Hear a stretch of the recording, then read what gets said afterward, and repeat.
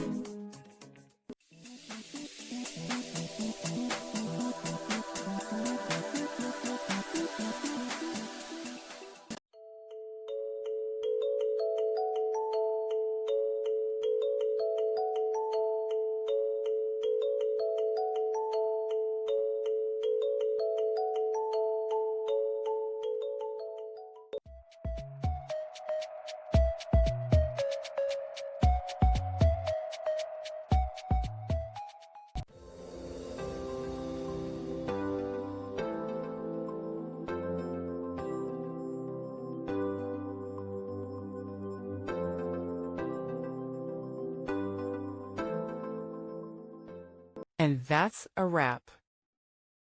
I hope you found the answer you were looking for. If you did, take a second to hit that subscribe button. It really helps out. And let me know in the comments which solution worked best for you. See you next time in the debug zone.